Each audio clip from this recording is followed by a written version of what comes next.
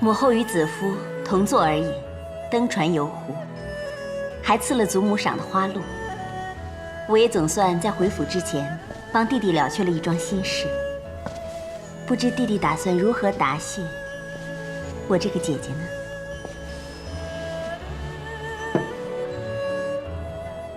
姐姐为我劳心，我自然是要谢。只是这次赏的另有其人。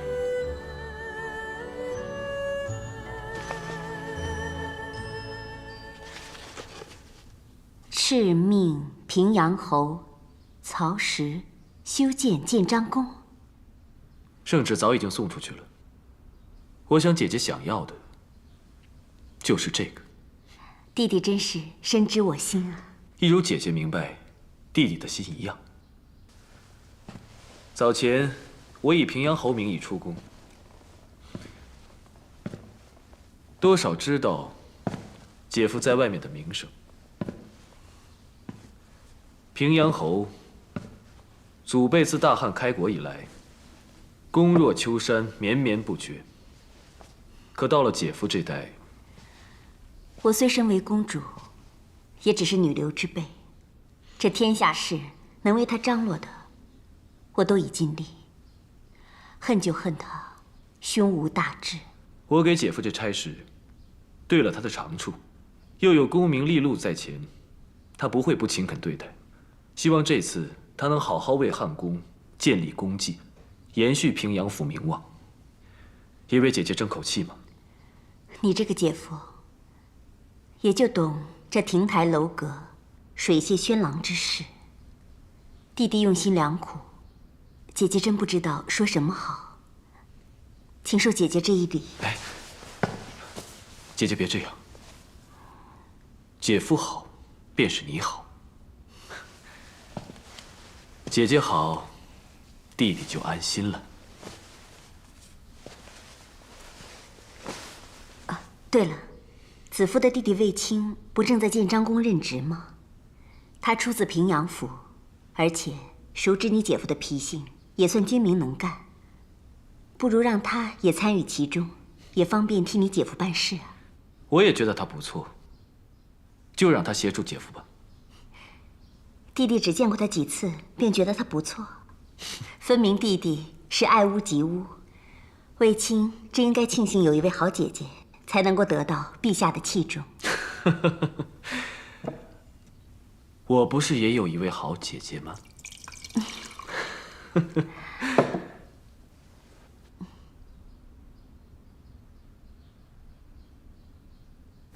手工要精细一点啊！好。月娥，在。一会儿你跟陈裁缝去挑布料，要最好的绒圈棉。本侯既然担了修建建章宫之职，这行头嘛，不能太过寒酸老旧，要最好最贵的，方能衬得上本侯的身份。诺。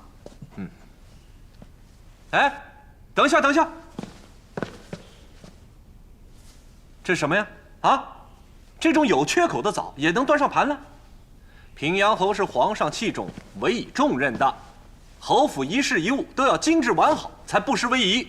奴婢知道了。我将要去建章宫办事，不免忙碌。你们如此怠慢，全部机灵，如何替我侍奉好公主啊？啊，君侯，君侯，公主回来了，是吗？哎呀，太好了！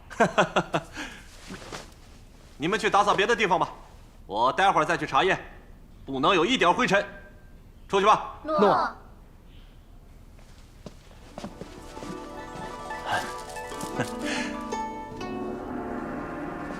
夫人辛苦了。皇上的圣旨果然已经传下来了，今天早上就到了。哎，来，坐坐。夫人定是为我下了不少功夫。夫人啊，我实在担心你奔波辛劳，怕你伤了身子，又怕你惹怒了2位太后，真恨自己没陪你去啊。事情反正已经解决了，难得弟弟赐你这份差事，你要好好珍惜这次机会啊。夫人放心，为父一定效仿高祖丞相萧何，当年修建未央宫的雄心壮志，修起一个焕然一新的建章宫。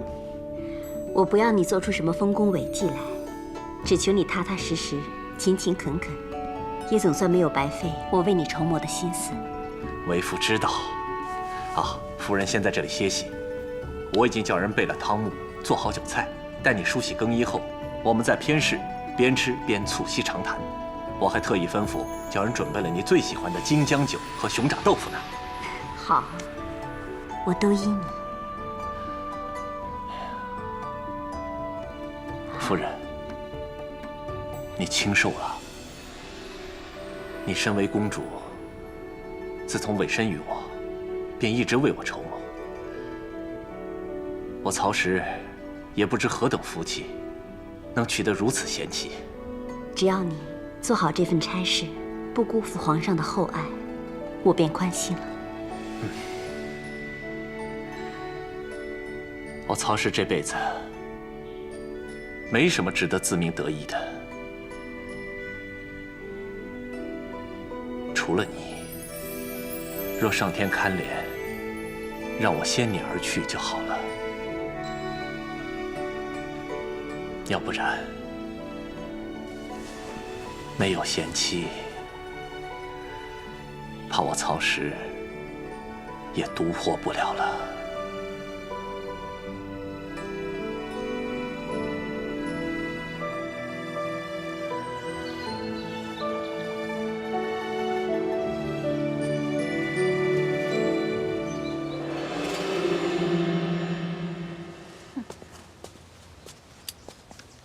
哟，妹妹这是在做什么呀？见过两位姐姐。妹妹采花做些香囊，原来是做香囊讨皇上欢心呐。你看，我们就是少了妹妹这份心思，怪不得不如妹妹那般得宠呢。姐姐误会了，妹妹做的香囊是送给姐姐们的。真的？真有那么好？妹妹可真有心思啊！哟，宫里什么时候多了这种贱草？就是啊，佳姐姐，你看这些草，渐生渐养，随处生在荒山僻野之中。即使有花，花色不艳，姿态不娇，实难跟宫里的鲜花相提并论呢。妹妹拿这些给我们做香囊，是想讽刺我们吗？这花虽然生在荒野，但是香气逼人，民间都是用它们来缝香囊的。这儿轮得到你说话吗？张嘴！诺，哎，你们不要太过分了，姐姐，姐姐放肆！皇后万安，皇后万安。免礼吧。谢谢皇后。皇后。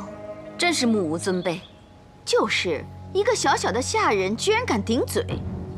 皇后，他们不光讥讽后宫嫔妃，还犟嘴动手，这次非得重重教训他们不可。哼，你说，我是该教训他，还是教训你们啊？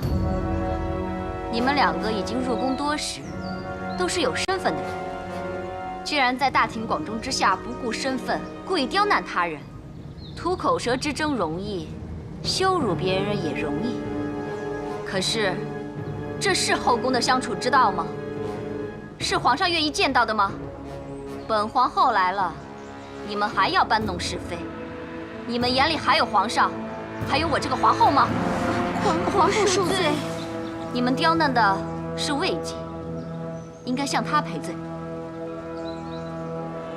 请皇后不要责怪两位姐姐，她们也只是把心里的话说出来。她们说的没错，奴婢也觉得山花难比宫花艳。她们只是想教导奴婢宫里的尊卑礼数，奴婢受教了。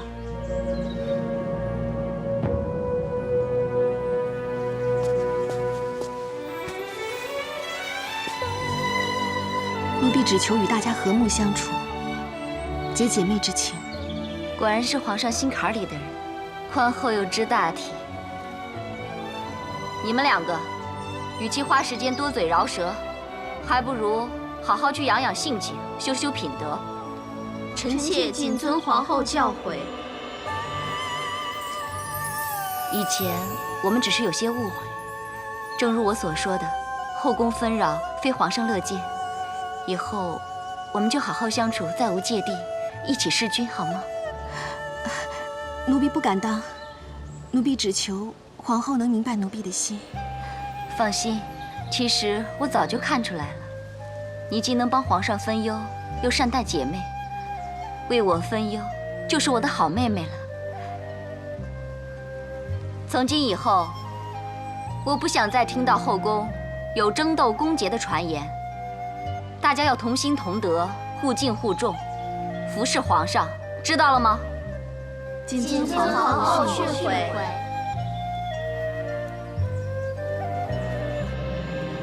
哎，过来过来，啊，来过来过来，放这儿啊。小心啊。知道了。母亲，这些全是皇后送过来的，没想到吧？佳儿，礼物都可以照单全收。只是食物嘛，我可就不敢吃了。谁晓得里面有没有？你不要命啦！易叔叔，易叔叔，没事吧？我本来有命的，被你这么一拍呢，我就没命了。我不是怕它有毒吗？嘘，皇后所赐的，你竟敢说有毒？嘿嘿，你放心，如今什么形势啊？皇后哪敢惹是生非啊？要真是这样，不就和你一样傻了？吃啊！喂。这个世道可真够现实的。太后刚赐了子夫花露，游了湖，皇后就马上见风转舵，来拉了我们子夫了。哎呀，你看事情真简单呀！哎，你看啊，就像这流心糕，外皮虽然是甜的，但里面的馅儿呢却是咸的，表里不一呀。所谓拉拢呢，当中大有文章。易叔叔，那会是什么文章啊？嘿，我女儿问你话呢，你说呀，答不上来啦。哎，好啦，是什么文章都不重要，最重要的是，我跟他们终于有机会和平共处了。我相信假以时日，诚心以待，他们会接受我的。是。接受他？哼，我看到他就想吐。我堂堂一个皇后，竟要讨好一个佳人子，还要以姐妹相称。如今连太皇太后、皇太后都对她另眼相看，我们怎么好再从中作梗？那些环差耳道也很贵重，真是便宜了他。如今你跟皇上之间的隔膜渐深，你就不得不忍上加忍啊，娇儿。想不到这个贱人如此有心计，先是甘丹、狐媚妖姬这污名，一个翻身，原来是替皇上办事，还一副委屈可怜的样子，功他全领了，我输得好不甘心啊！要论输赢，现在也太早了。他既然故作大方得体，你就要好好利用啊。现在他就是带你回到皇上身边的小舟，你暂且当他是一条船，用完即弃不就成了？可是我一想起他那故作善良的模样，我就觉得矫情。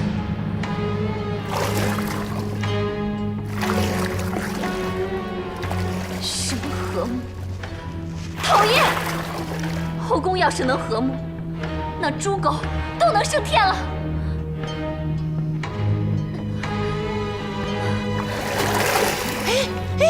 下去，下去，下去，下去！母亲，好痒啊，越来越痒，我受不了了。哎呀，这玉燕粉是薛御医祖传的秘方，韩嫣说当年曾轰动民间，让不少本来无所出的都能怀胎，十分的有效。可是母亲，我真的受不了了，太痒了。哎呀，就算受不了了也要忍啊！你若真的想把它压下去，现在就只有一个字：忍。来，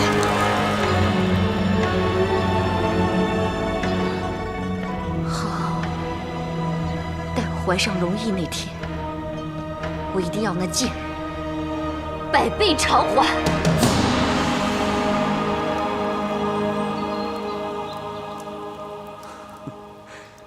你在画上贴上这些雨点是什么意思？望陛下雨露均沾。你就是喜欢将我推给其他人吗？浇花翠叶得成雨露，才能开得艳丽，宫中才能美景长存吗？我知道你识大体，可我也不想你心里难受。不会的，子父只想宫中和睦，这样陛下才能真正无后顾之忧啊。贤惠如你，怎会不叫人动心呢？即使雨露均沾，满庭花轿，我还是想让你知道，我也只会住一株幽兰。启禀陛下，皇后求见。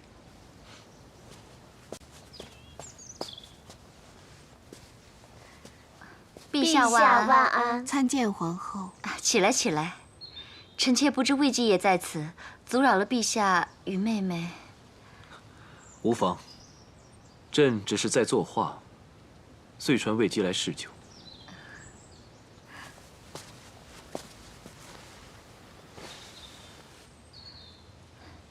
这里繁花似锦，难怪陛下有此雅兴。臣妾刚得了一盆晚香玉，此花只在夜间盛开，芳香浓郁，想要陛下一同欣赏。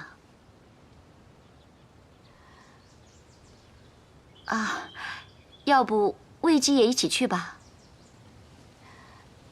奴婢谢过皇后，今日奴婢身体不适，想回去歇息，还望陛下皇后恩准。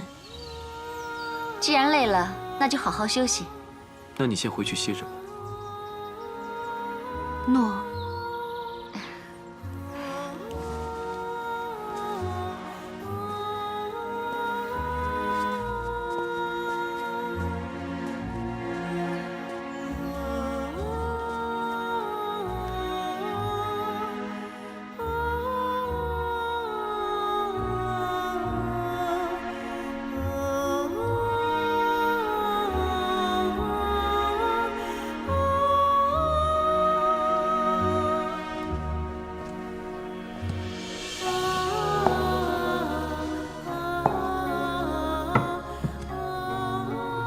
看着皇上和他人而去，心里很难受吧？不舍是有，没有难受。刚才卫青来过了，提起你们母亲的寿祭，说今年兄长姐姐们回长安，问你能否相续。没想到，这么快1年又过去了。去年就没赶上，那今年……自从我们一家分散各地，每年就盼这一天，与兄姐们共聚天伦。你就别想那么多了，深入宫门，那是说出去就能出去的。可是我真的很挂念他们。子夫啊，去年出不去是因为皇上不在，可今年皇上在宫里，而且他现在还这么宠你，这么疼你，只要你跟他求情，他一定会让你出去的。说的也是啊，我常占帝宠，已经惹来不少怨怼，岂可再恃宠生骄，坏了宫中的规矩？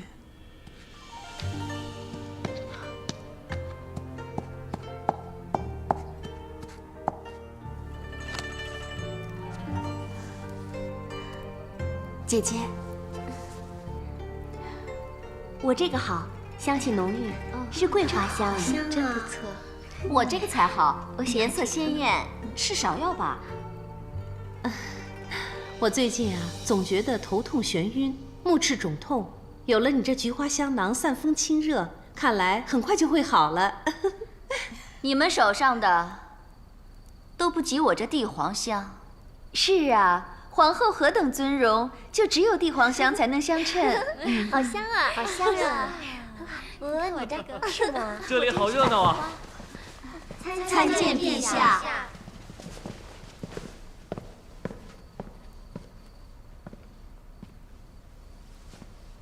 都起来吧。谢陛下。今日月圆，皇后既邀大家晚膳后赏月，皇后施主。朕刚才不让通传，就是不想打扰你们的兴致。你们手上拿的是什么呀？魏姬好厉害呀！她亲自采花，为大家缝制香囊。更难得的是，每个香囊都不一样，是依妹妹们的喜好特别缝制的。你倒花了不少心思。能合姐姐们的心意就好。你看我们这么高兴，就知道你的心思没有白费。陛下，这回妹妹该赏了。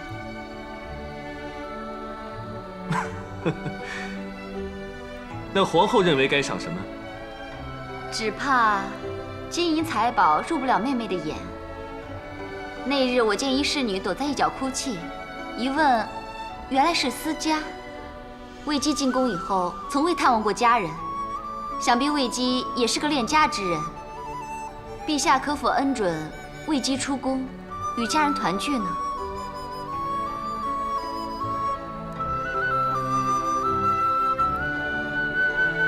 不可，毕竟他还只是家人子，不能因为他破坏了宫里的规矩。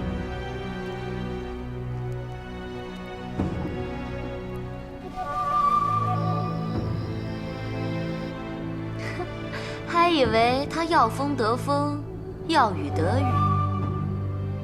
哼，没想到。这比起你等他出宫以后由你趁机独占皇上，还要更加让人宽心啊！可不是，皇上回绝他的时候，他那不可置信的表情，哼，我想想就开心。娇儿，你也别太放心了。皇上这么回绝他，倒不太像平日的皇上。哎，会不会？皇上始终是皇上，怎么会专宠一人？等过些日子腻了，自然就会换人。可是皇后始终是皇后，她说过不会离弃我的，这诺言看来真能守下去。当然希望皇上能够信守诺言，但你一定要怀上龙胎，生个皇子，这样你的皇后之位才能更加稳固。我知道，母亲，这玉燕粉好像越来越痒了。这次啊，薛姨姨加重了配方，药力更强，你可一定要忍。母亲你只管放。那卫子夫看来是朝不保夕，待我有了龙印，看他还怎么风光。好。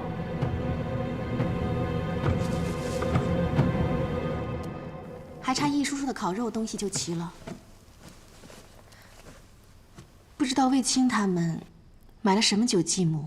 皇上这次也不知道是怎么回事，连皇后都开口了，他居然还是不许。依我说呀，男人都是一个样，心肠硬，再疼再爱也只会跟你讲规矩。也不能怨皇上，毕竟他是一国之君，万事都要顾虑周全。我现在有你们母女陪我一起祭母，也很好啊。祭拜之后，我们要痛快的吃喝，母亲要看着我们开开心心的。花椒烤肉来喽！哎，其他东西准备好了没有啊？好了，都好了啊。先去蔚兰亭那边叫酒拜祭。哎，走。魏姬，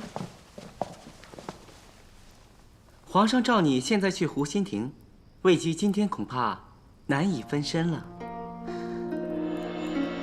诺。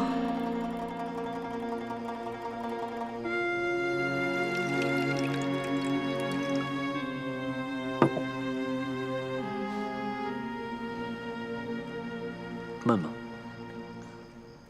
不闷。看来该奏乐助兴了吧？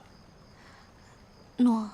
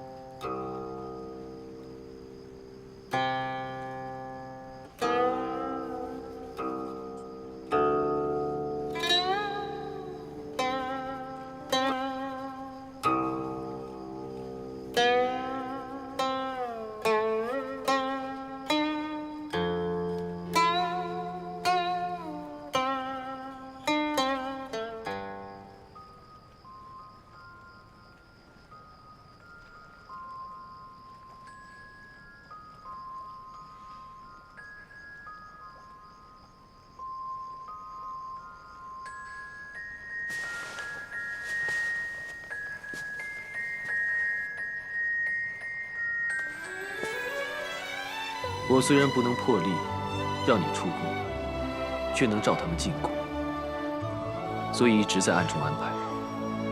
那天在交房殿，皇后提出让你出宫，我也曾犹豫，要不要继续隐瞒你。如今看到你惊喜的模样，我就知道，当日的决定是对的。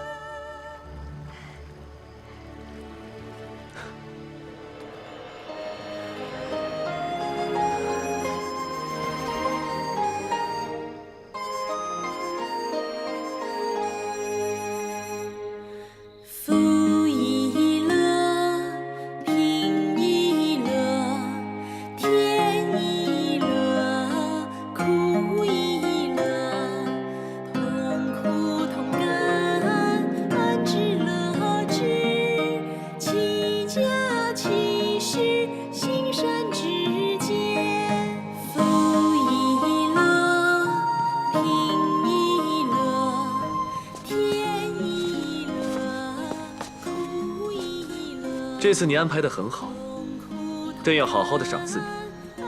其实臣也没做什么，只是待魏姬离开了，跟懿涵、喜娘说了声，他们就配合布置了。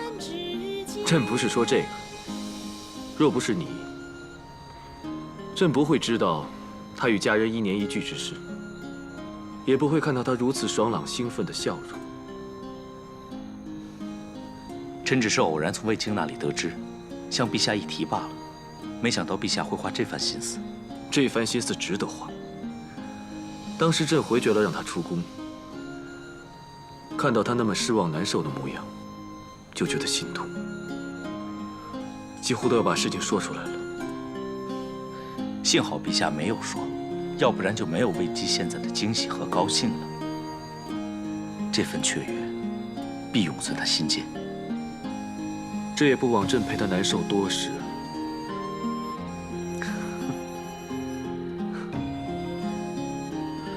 臣不阻陛下家宴，先告退了。好。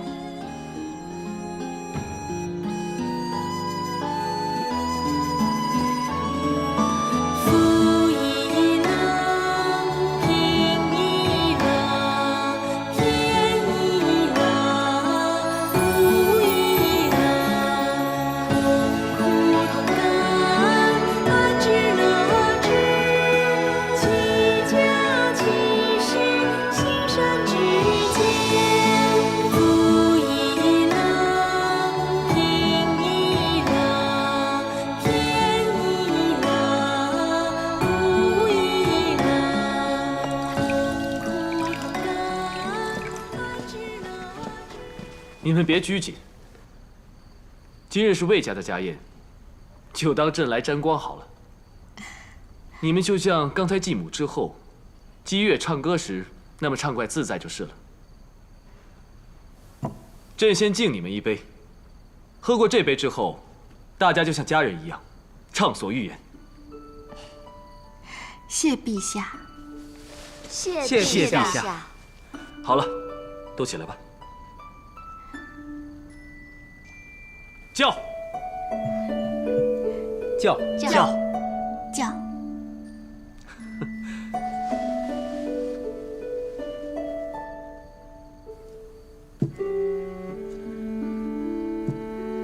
你们刚才唱的那首歌谣很有意思，是民间常唱的吗？是我们乡间一位夫子编的，好让学生们容易记得他所教的处世之道。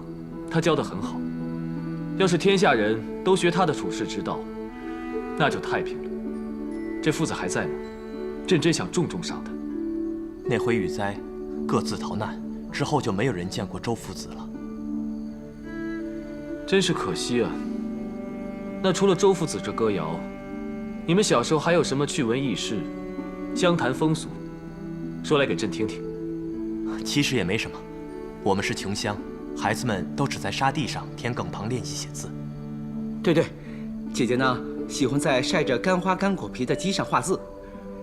姐姐学字啊，学得又快又好，周夫子啊最疼她了。所以子夫啊很招人嫉妒。但他常说要守夫子的教诲，所以他一知道有人因为他而心里不好受，他就会费尽心思的去跟人家和好。不是要说风俗，怎么说起我来了？这个真爱听，继续说。那我说了，姐姐最拿手的，就是她这蒸饼。是啊，好特别的蒸饼。有什么特别的地方？是粉团里加了蒜，所以比较香。快有2年没有尝过子夫做的蒸饼了。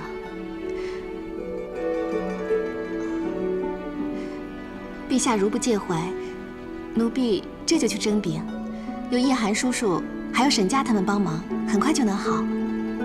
好，你去吧。朕也想尝尝你做的蒸饼。诺。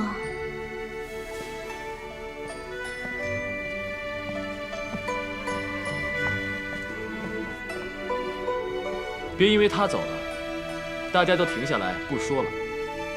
朕真的想知道些民间的趣事，继续说。回陛下，我们小时候喜欢放竹筒灯，拿竹做船，把愿望写在上面。这个子夫最爱玩了。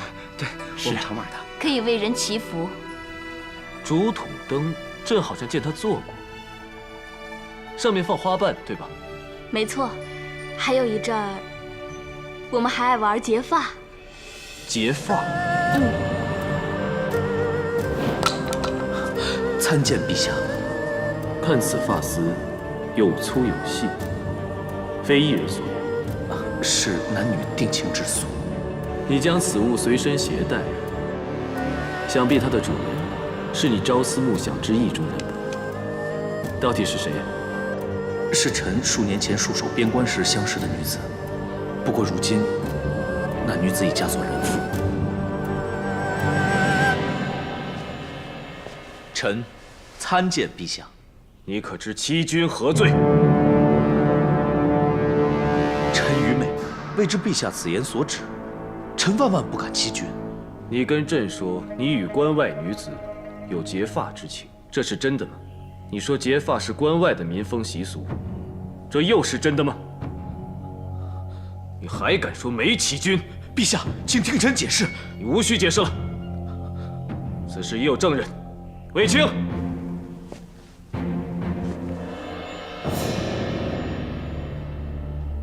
陛下，段宏，你为何要隐瞒朕？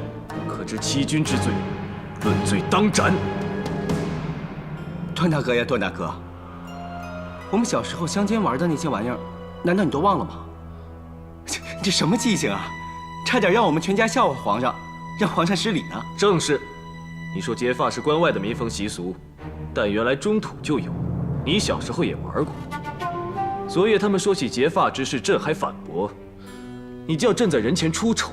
臣实在不记得小时候也玩过这种结发游戏，心里只挂记着关外那段情缘。臣没有欺骗陛下的心，求陛下明鉴。朕知道你是把儿时的玩意儿忘了，可朕问你民间的风物习俗，不单是好奇，还真是想多了解民生民情。你若不尽不实，那岂不是……臣罪该万死。若朕就为此杀你，恐怕朝堂之上没人能活了。幸好这次只是在子夫家人面前，若换成是宣誓朝议，让其他大臣指证出来，朕可是英名有损呐。臣知罪。你帮朕安排子夫与家人团聚，朕说过要赏你，那就功过相抵吧。谢陛下。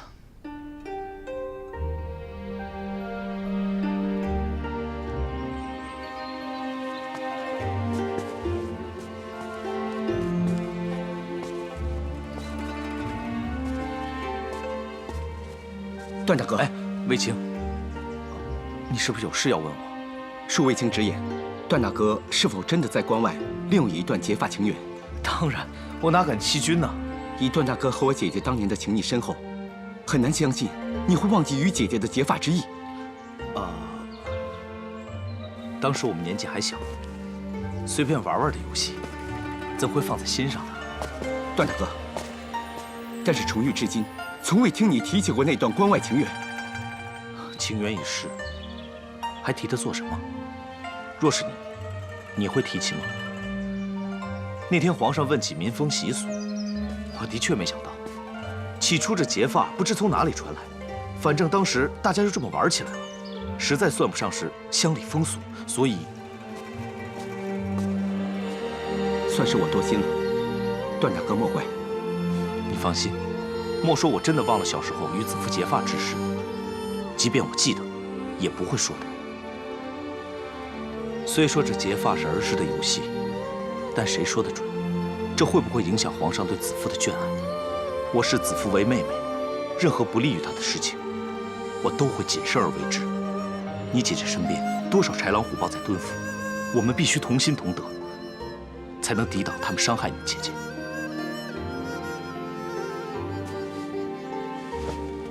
段大哥，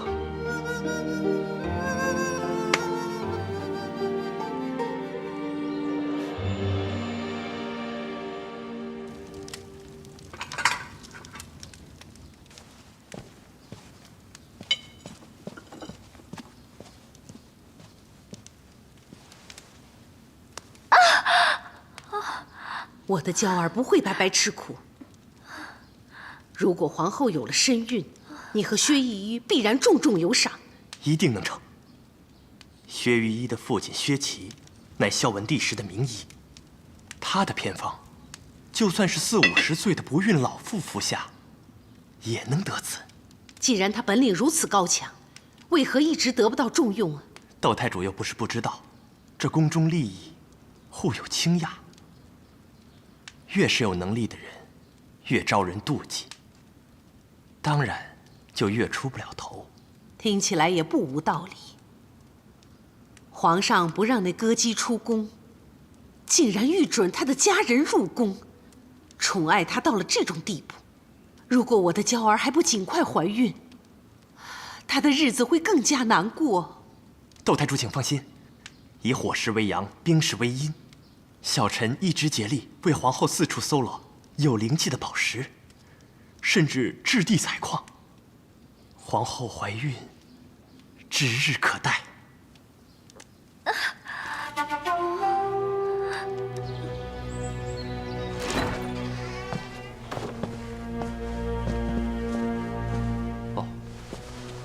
不知韩大夫大驾光临，本侯刚才正商议着公事，未能相迎。韩大夫别见怪哦。君侯肩负着修建建章宫重任，果真是气派了不少啊。既然托了皇上的洪福，怎好太过寒碜，损了君威。下官知道君侯事忙，本不欲打扰，无奈受人之托，想来问君侯一件事。不知韩大夫受谁人之托，又所问何事呢？这建章宫扩建之事，是否需要征收土地？这个当然。那君侯决定要征收何地？本侯刚才正商议此事呢。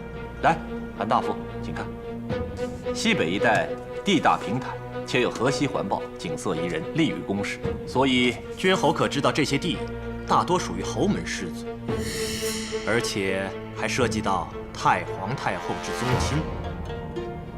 这个，那或许可以商讨征收的细节。若是能够商讨的话，那么太皇太后的子侄们就不用下官来跟君侯说了。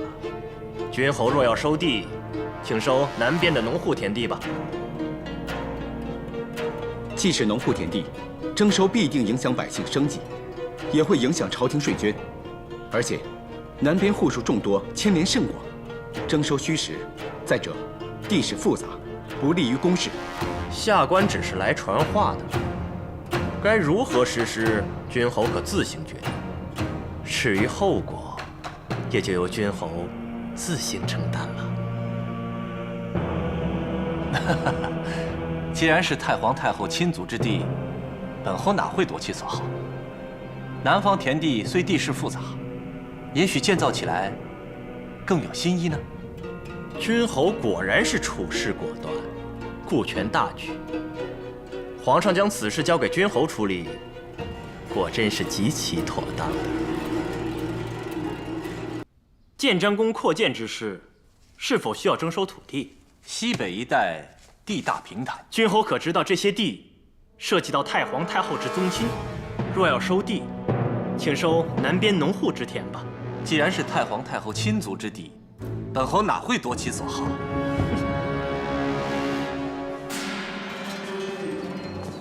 夸赞他2句，他就飞上天了。这人志大才疏，胆小如鼠。我一搬出斗士，他就立刻傻眼。他也不考察一下，那些土地早已转到我的名下。可是大人，君侯要征那些农地，可不是件易事啊。这阵子皇上强调以民生民情为先，宗亲也不能强占百姓家产。可这些田地若不强收，又能怎么收啊？这就是曹石的问题了。我倒想看看他如何征收这些土地。皇恩浩荡，你们的农田有幸征收，作为扩建宫室之用，这可是你们的福气啊！本侯已经为你们向朝廷奏请，给你们优厚的补偿。哎，不行！从今以后，大家不需要再干农耕这种粗活，可以转做其他小买卖。君侯，我们历代都是农民，怎懂得做小买卖啊？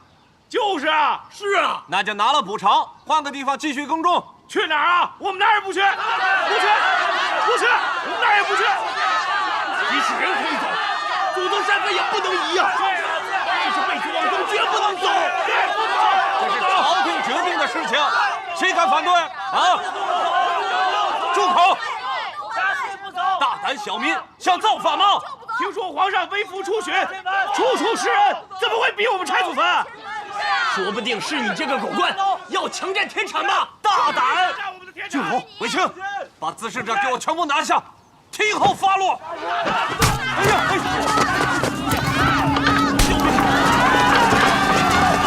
刁民，全是刁民！哎，快走，快走，快走！好。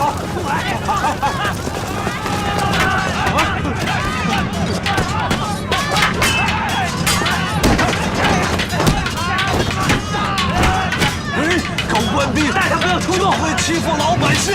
郡侯，快走！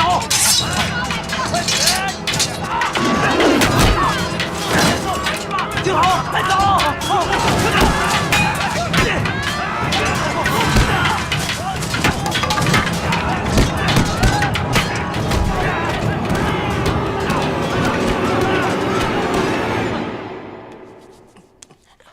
你痛呢就叫出来，你姐姐听不见呢啊！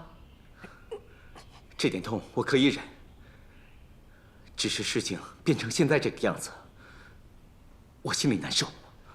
这种事责在君侯，你只是建章宫派去的小卒，做些通信传令、协调的工作也就罢了，何必这么劳心呢？这怎么可以？做什么事情都要尽心尽力。这就奇怪了，村民都反了，你就该奋力还手才对啊！怎么会伤成这样？村民保护的是家园，是祖宗的坟地，我怎么忍心伤害他们呢？只怪我自己人微言轻，既帮不了君侯，也帮不了村民们。其实呢，君侯有公主帮，又怎么会需要你呢？你要帮啊，就先帮帮你自己吧。全无长进，还妄想要帮这个帮那个，你这不是狂言妄想吗？我就是怕自己没长进，出了差错，连累姐姐。哎呀，别这么没精打采的。凡事呢，只要专注点、仔细点，又怎么会出差错呢？不是我自夸，我煮菜从不出错。为什么？因为我对这里一切都了如指掌。我从这里走5步，1、2、3、4，这里放的是盐仪。向前1步走，右手伸出3尺，是带流壶。再往后退3步，1、2、3，这里放的是煮菜的酒。你尝尝。哇，易大叔，你好厉害啊！我呸！什么厉害呀？这些谁不懂啊？作为一名厨子，当然要懂得哪种刀该切哪种肉，猪肉、鸡肉、牛肉，各种肉的构造都不同。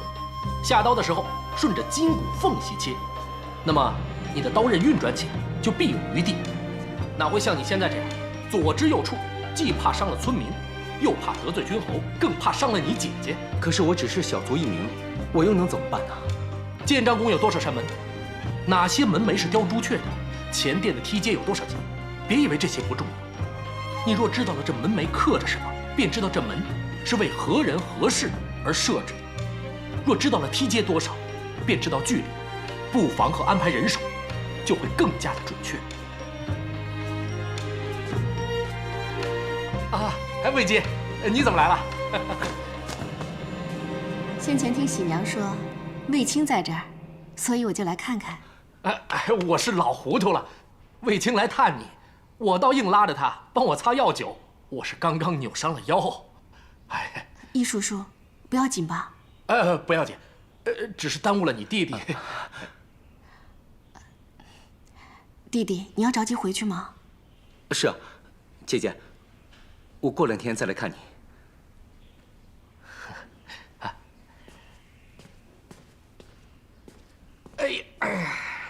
他的伤没事吧？真瞒不过你。那你就当做不知道好了，收地惹祸，皮外伤而已。那就好，谢谢易叔叔。哦，易叔叔，我今晚请客，劳烦你饭菜弄得丰盛一点，2人份的。诺。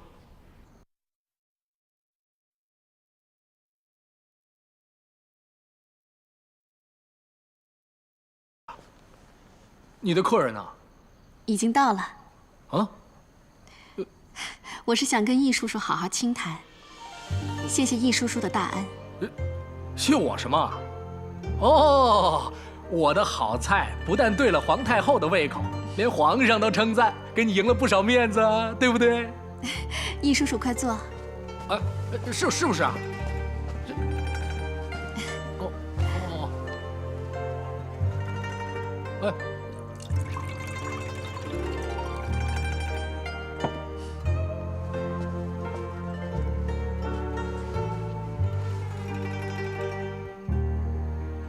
易叔叔，我敬你。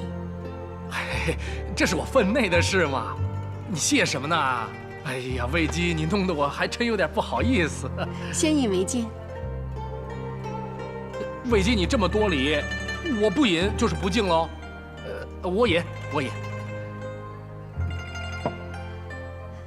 谢谢易叔叔帮我教导弟弟处世之道，就像长辈疼惜后辈一样。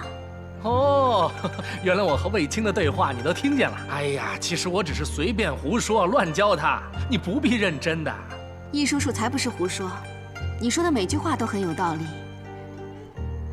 易叔叔对子夫的大恩，也不只是教导卫青。哎呀，你说的我是越来越糊涂了。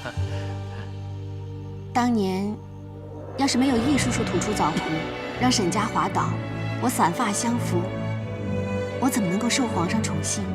哎呀，我只是歪打正着。如果没有易叔叔送我挂饰，子夫今日早已离宫，又怎会成为兰陵殿的主人？第一次可以是偶然，那第2次呢？总不能说是巧合了吧？自从小时候遇到易叔叔，易叔叔送我不争不显不露这6个字，让子夫一生受用。子夫就知道易叔叔不是普通人。既然易叔叔不承认，那定有你的原因，子夫也不该细问。子夫就当易叔叔是上天派来帮助我的贵人。天意也好，人为亦好吧。魏姬你心善，留在皇上身边是万民之福。这杯我敬你才对。易叔叔过誉了，子夫哪有你说的这种能耐？啊，你没有这种能耐吗？那我也没有你说的那么神妙了。易叔叔无需谦让，反正一切尽在不言中。尽在不言中。好。易叔叔，让我们今晚多喝几杯，好好畅谈。那我就不客气了。可若是我饮醉了，可不要怪我偷懒才好啊。好。来。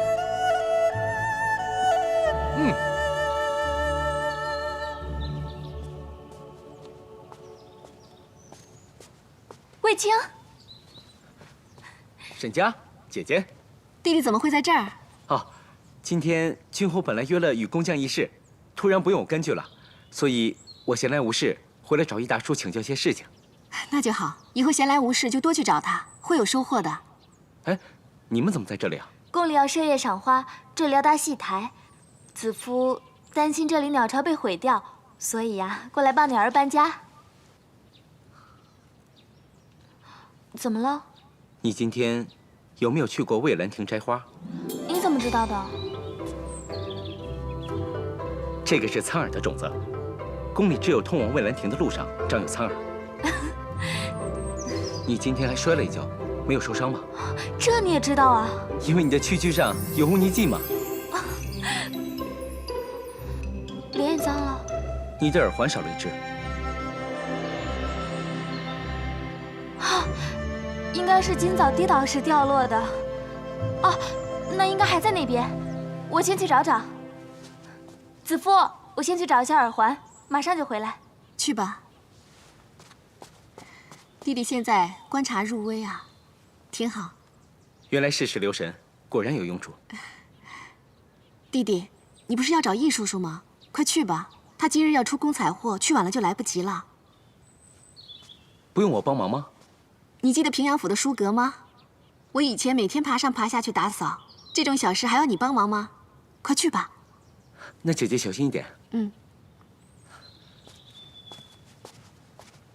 陛下，这次的脚底戏跟以前的大不相同，戏台要够大才气派，又可以让宫里更多的人观赏，增进大家的感情。既然皇后有此安排，窦红，到时候太皇太后也会来看戏。戏台上下的侍卫如何分配，你全权安排。诺。关于建台的工匠，臣妾已经安排好，各宫殿的人也都通知了，陛下只要来看戏就好了。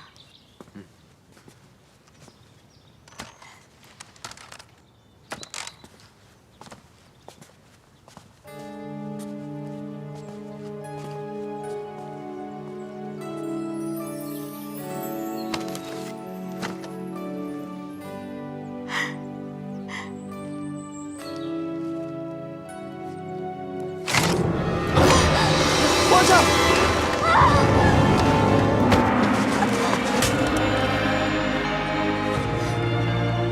你没事吧？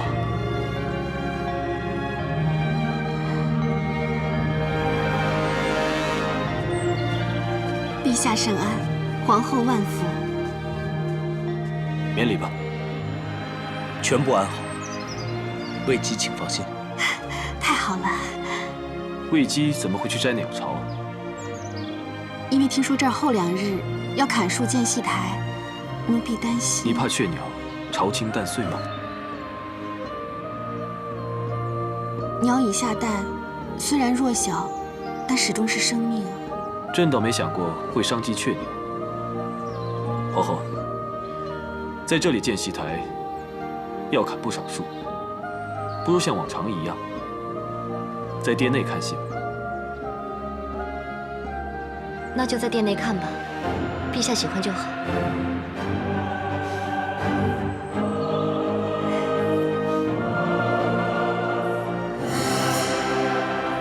我已通知各宫殿要建台演戏，现在才说不建，就为那雀鸟下蛋，岂不是怪我不能生？皇上还在下人面前甩开我，去救那贱人，让我这皇后颜面何存？娇儿，你动气也没有用啊，不如调养好身子，带着偏方见效就好了。进那奇痒无比的玉燕粉，吃那些古怪难咽的苦药，再服那些滚烫的玉石，如今还要扎针。娇儿啊，你不会白吃这些苦的。若有人敢让你白吃苦，母亲定会替你追究算账。到时候只怕有人保不住项上人头呢。窦太主，小人献上的宝石越来越亮，殿内赤海棠也越开越盛，皆乃吉兆啊！喜事自会到来。皇后，臣已经准备好。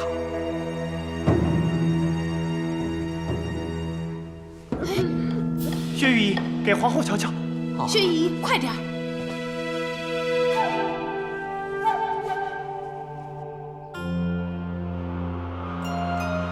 春林，皇后近来胃口如何？回窦太主，皇后近来胃口不好啊。哎，院士来了吗？没有来。真的呀？哎呀，哎，薛御医，皇后究竟怎么样啊？薛御医，你快说啊！往来流利，入盘走珠，应指圆滑，回旋前进。哎呀，到底怎么样啊？你快说呀！啊！恭喜皇后，恭喜窦太主，是喜脉。真的？哎呦，娇儿，真的。拜相天成，确有容易。不过皇后一时受不住大喜大悲，依臣之见，为了龙胎，请皇后一切格外小心呐。不枉小臣千挑万选，把薛御医找来为皇后诊治，总算没白费心思啊！恭喜皇后，恭喜窦太主！好，好，好，本公主一定重重有赏啊！哎呀，这下你苦尽甘来了，快去禀报皇上和太皇太后啊！哎，母亲，不用急在一时，我已等待多年，终于喜获龙翼，我才不要这么轻易的禀报皇上。唱优们都准备好了吗？禀陛下，这场东海皇宫是大戏，衣服道具颇费时辰，可差不多准备好了，很快就可以开始了。怎么还要我们等啊？不如韩大夫先给我们表演一场。上一次韩大夫唱戏，讨了太皇太后不少的赏赐呢。臣最近得高人指点，学会了别字之术。陛下要是有兴趣，臣愿意献丑。陛下，要不就出个字，让韩爷测一测，就当解解闷儿啊。皇后就是喜欢这种荒诞玩意。今日春季刚过，赏花同乐，歌舞助兴，朕就出一个“想”字让你测测。想。陛下大喜，这是汉室之福，请受臣一拜。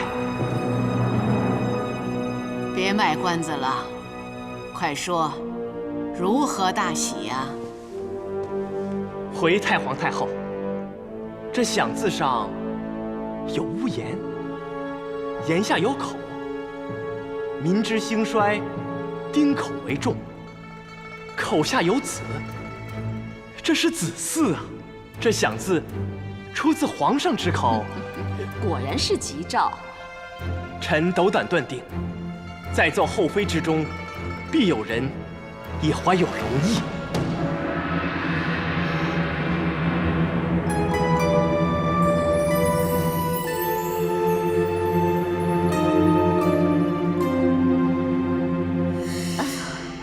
你怎么了，娇儿？你怎么了，娇儿？是不是饮多了，要回去休息了？其实娇儿近日食欲不振，还常常觉得恶心难忍，头晕乏力，晚上又嗜睡多梦。那是否看过御医？臣妾看过御医，御医说皇后有了身孕，真的吗？是。此等天大喜事，为何不早说呢？臣妾是想等再稳妥些，因为毕竟这是皇上的第一个子嗣，所以还是谨慎些好。来人，速传太医令。恭喜陛下！你这字测得奇准，朕必重赏。谢陛下。恭贺陛下，喜得龙翼。好，不枉娇儿一直小心饮食，调养身子，终可为皇帝添子添福，为皇宫添生气。你们可都要以皇后为榜样，为我大汉延绵子嗣，开枝散叶呀！谨遵太皇太后诏会。本来我以为未经深得皇宠，必会先有身孕，没想到上天眷佑，给我这样的机会。哎呀，娇儿，你也别太自谦啦。从来子系天地，定是上天福泽善人，佑我大汉，才让你得这龙胎啊！窦太主说的是，的确是天恩浩荡，福泽皇后。恭喜皇后。魏姬说得好，待会儿太医令诊断确切了，你们都有赏。谢陛下。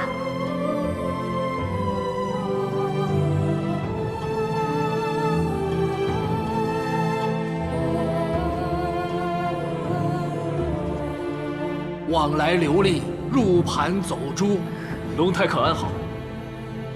太医令，你可要多为皇后开些进补的方子。皇后现在不宜进补。难道胎儿有事？其实，皇后没有身孕。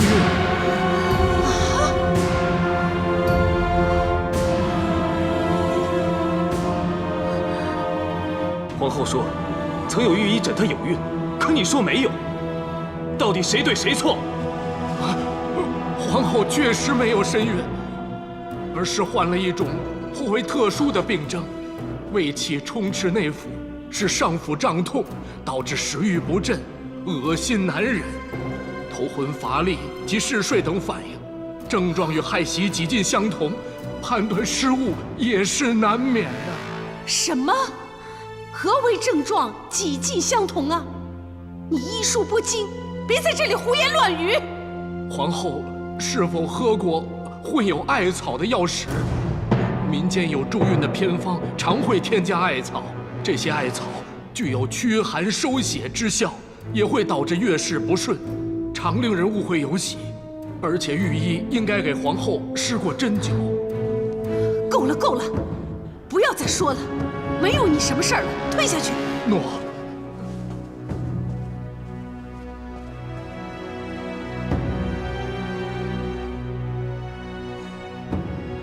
皇后既然是病了，那就好好调养吧。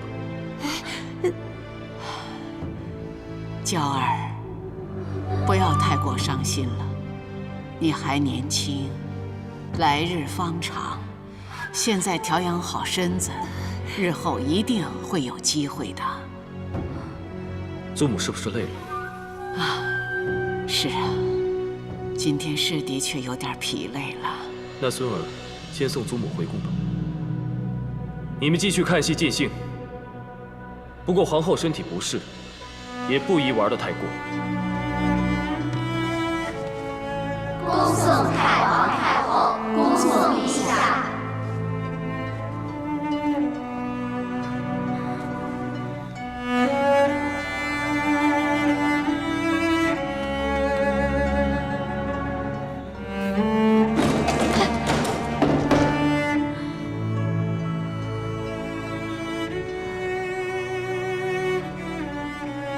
退下吧，退下，退下。娇儿，母亲，找到那个庸医没有？哎呀，他一定知道事情败露，早就逃出宫了。我已经派人去抓他了。娇儿放心，这个庸医一定不会有好日子过。哼。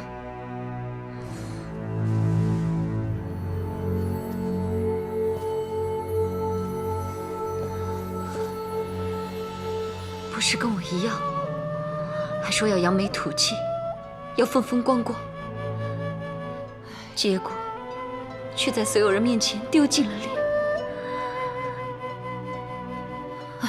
皇上始终没有怪罪于你，也没有深究我们常试偏方之事，证明皇上还是很顾及你的颜面啊。哎，娇儿，我现在还有什么颜面呢？哎呀！那个贱人一定笑破了肚皮，皇上也一定恨死我了。祖母当时期盼的笑颜犹在眼前，大家的甜言蜜语犹在耳边。不管他们是不是真心，我都觉得好幸福，娇儿，好风光。还有那个贱人，阿谀奉承。皇上一直都看着我，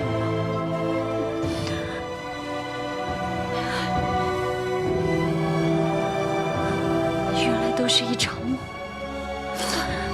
醒了，一眨眼，全没了。娇儿，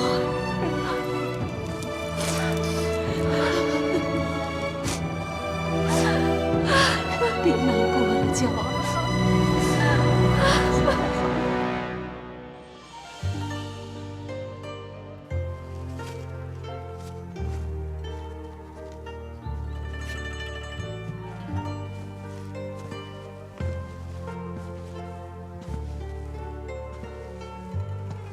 皇后早得龙子，皇后凤体安康，这都是你的愿望？不用了。为何你为皇后起这么多愿，为朕的却只有皇上国事亨通？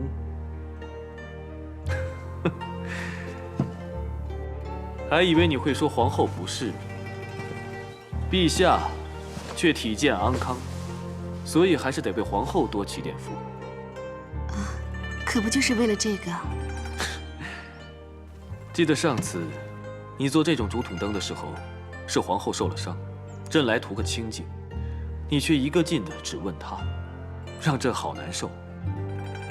后来，陛下出巡济民，我们一别就是1年。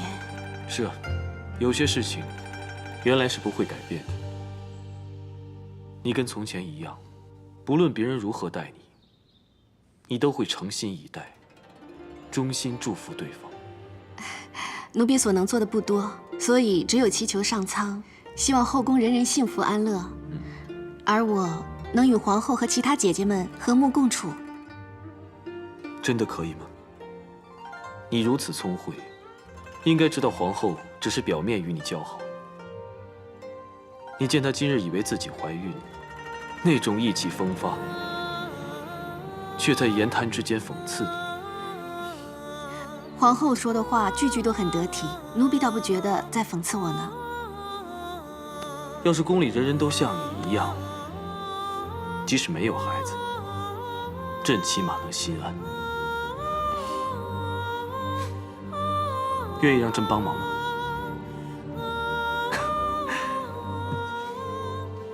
让朕亲自刻一句“子夫安好”，送去祈福。有陛下在奴婢身边，一切自当安好，不用祈福。朕明天又要走了。李广报称边疆有异，朕准备去一趟上郡复试，亲自查看。那里风沙猛烈，陛下要注意身体。朕倒是没什么，可朕最放心不下的就是你。之前朕2次出宫，你都几乎出事。这次皇后心情又不好，不知道会不会又生出什么事端。慎重起见，朕已命段宏留守宫中，保你安然无恙。谢陛下，奴婢自当做好本分，不会惹皇后烦心。请陛下安心出巡。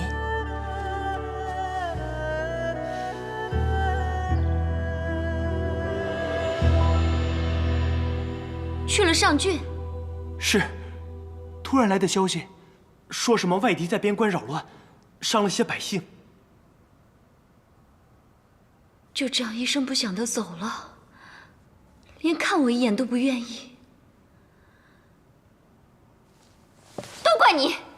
小的知错，这回都怪小人认人不清，但是几经辛苦，小人已经将徐庸仪处置了，帮皇后出了口恶气。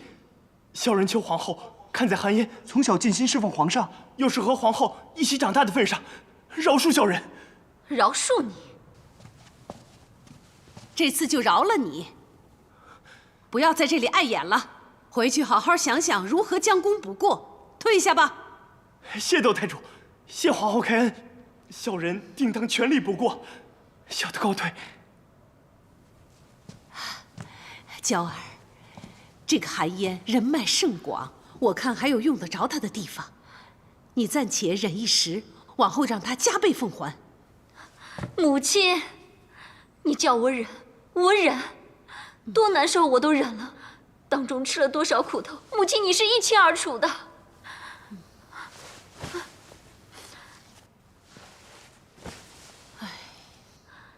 可你看我却落得如此下场，皇上连一句道别也没有就走了。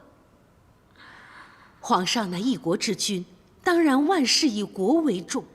你若再这样自怨自艾下去，只会把皇上推得更远。这不是给了那个魏姬机会了吗？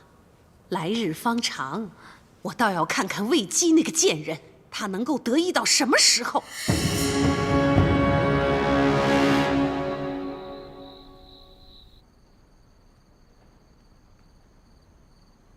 姐姐，姐姐，你没事吧？我们听喜娘说你病重，所以就过来看看。喜娘，你又胡说什么了？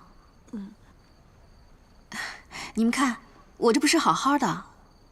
可你最近确实是吃不好、睡不安、提不起劲儿。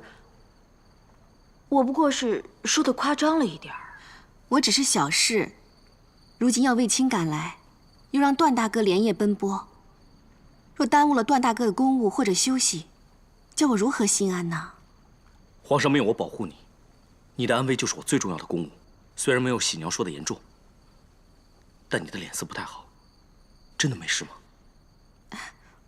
我没什么，可能是皇上不在，我总有点担心，所以心绪不宁罢了。还是叫御医来吧。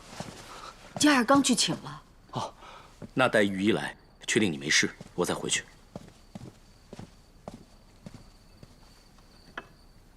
你一直在发热，先喝点汤吧。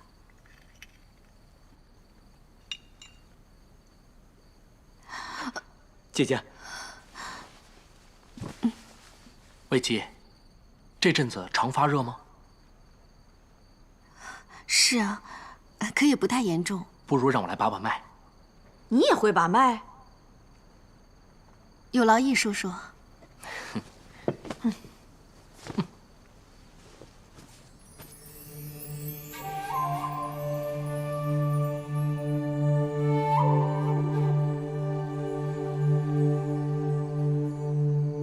怎么样啊？你倒是说句话呀！魏姬，你果然没病。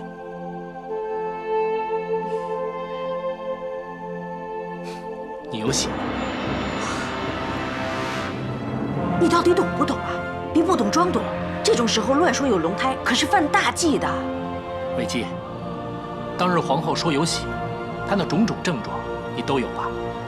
我是有点头晕、恶心。身体乏力，以为是季节变换所致，就没有在意。那你这还越说越像了，难道真的有喜了？易叔叔，那我赶紧追出去，让佳儿请最好的御医来。哎，你别弄错了，像皇后一样被人笑话。哎呀！你现在应该赶快去拦住佳儿，千万别让她去找御医。你这话什么意思啊？难道你是信口开河，怕被揭穿吗？魏姬有喜，那是千真万确的，但是现在如果被御医诊断出来，必定会震动宫中上下。那才好呢，就是震动宫中上下才威风嘛。哎呀，皇上不在宫里，这些威风不要也罢。为什么？这种时候怀孕极为不利。皇后先前因为误会怀孕而大为失落，如果现在被她知道姐姐有孕，必定会心生怨怒。所以，最安全的办法，就是装不知道。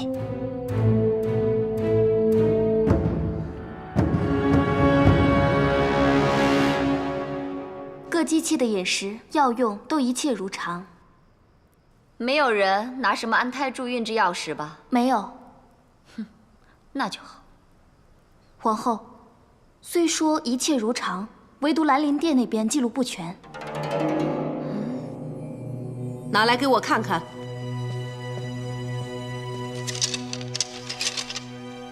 他最近应是时候找鲍世成检查，但因事没去。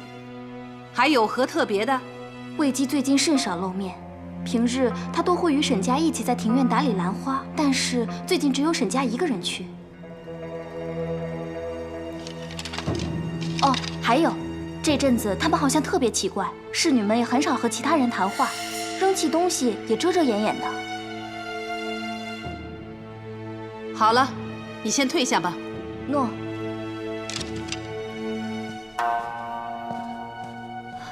母亲，那个贱人不至于这么好运吧？别急，先查清楚。那个贱人要是怀孕却秘而不宣，可就太好了。这世上意外之事常有，一个不小心，随时都有可能滑胎。既然谁都不知道这个小贱人她有身孕，如果出事，那可怪不了谁，只能怪她自己了。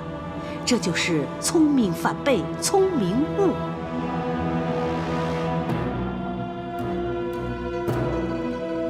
你这不是自作聪明吗？现在人家在明，我们反在暗了。喜娘，别这么说，也许是我们太多心了。子夫，若不是我亲眼所见，我也不相信，真的有人进来翻我们的东西。其中一个我认得，应该是交房店的人。那些安胎的药渣有没有被他们捡走啊？我也不确定，本来搁着煮菜的时候烧掉的，也不知道有没有被他们捡去一些。我仗着能在宫中自由出入，本想越过御医给姐姐拿药，如今看来，还是被他们识破了。既然他们这么想要查根究底，就让他们知道的更彻底吧。什么意思啊？不是说要保密吗？此一时，彼一时啊，你没听说过吗？用兵贵乎多变，看来当下保护姐姐最好的办法，就是让宫中上下都知道姐姐怀了容易。那该如何弄得宫中上下都知道呢？难道要像皇后那样照大家看一场脚底戏吗？这倒不必，只需告知一个人就可以了。对，一个人知道就够了。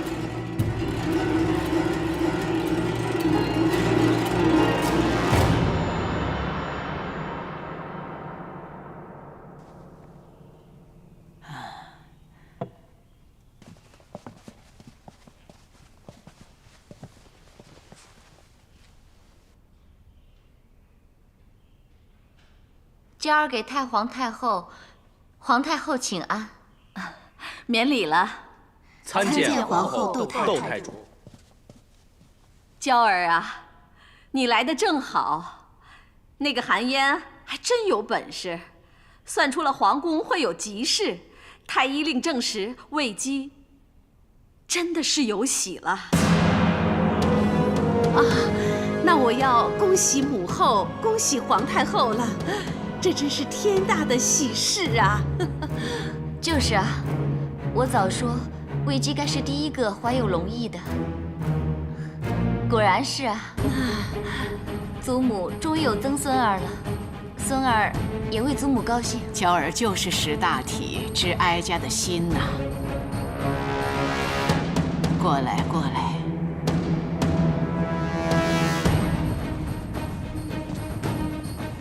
这可是皇上的第一个孩子，是皇宫上下的头等大事啊！这是当然。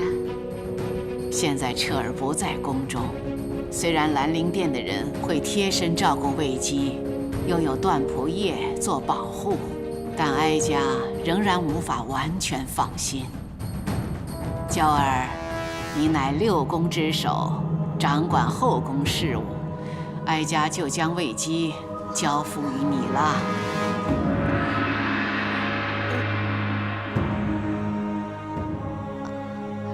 有你负责保护龙翼，哀家就安心多喽。谢祖母信任，不过保护龙翼责任重大，孙儿恐怕……难道娇儿要祖母整天担惊受怕不成？不，怎么会呢？只是母后，你放心，娇儿她懂得轻重的，一定不会掉以轻心。是，娇儿定会竭尽所能，带领后宫姐妹好好照顾魏姬和她的胎儿，不让皇祖母忧心。好，一国之母许下承诺，哀家自然无需忧心。谢皇后。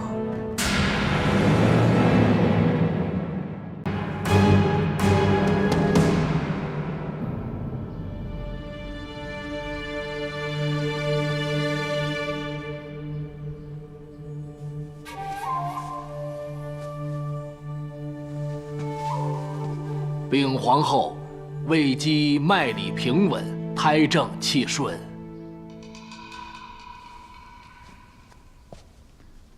那就好了。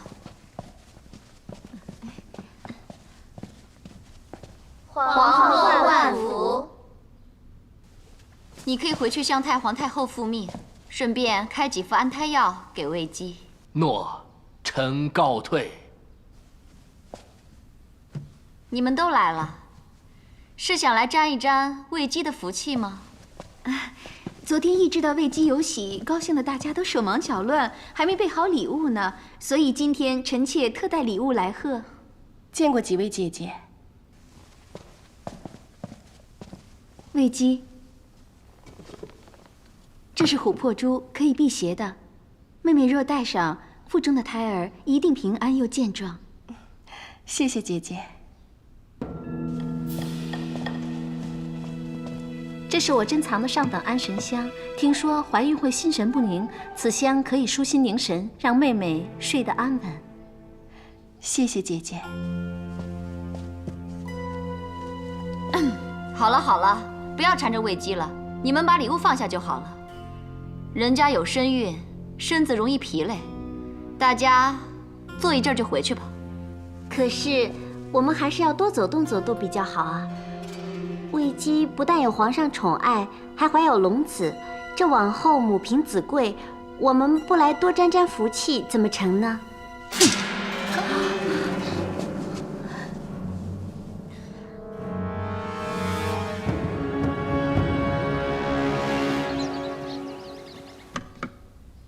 哎，肚子争气就是不一样啊！那个什么姬说什么来着？要常来沾沾福气。以前啊，谁把我们这个兰陵殿放在眼里？现在可好，原来看不惯我们子夫的，都抢着巴结他。你说说，这是什么世道啊？哟，卫青走起路来都威风不少啊！来找你姐姐的。好。她累极了，正在休息，你等会儿吧啊。好。这些都是各位嫔妃送过来的。可不是嘛，你姐姐现在是大红人儿，连我们下面办事的都有人来奉承。奉承什么呀？哦，你是不是私底下收了谁什么好处，要替他美言呢？哎，你别说那么难听好不好？大家都是看着子夫的面子，我只是盛情难却罢了。哦，哎，这些呢？哎呀，你好大胆呐你！连给子夫的你都私吞了？我没你想的那么卑劣，是子夫说的。东西够用就好，重复的、无需要的可以分给我跟嘉儿。对，你有理，你有理。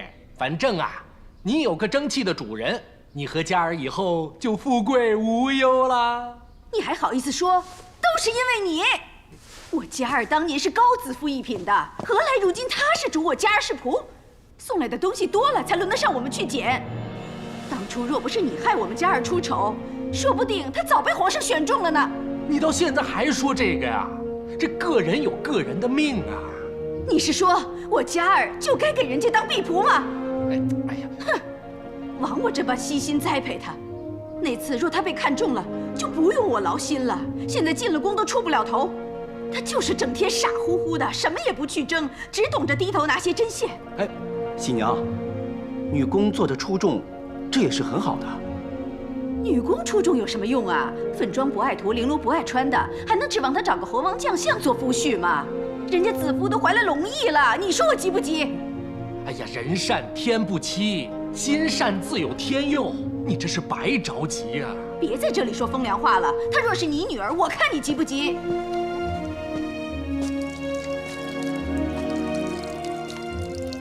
沈江，你没事吧？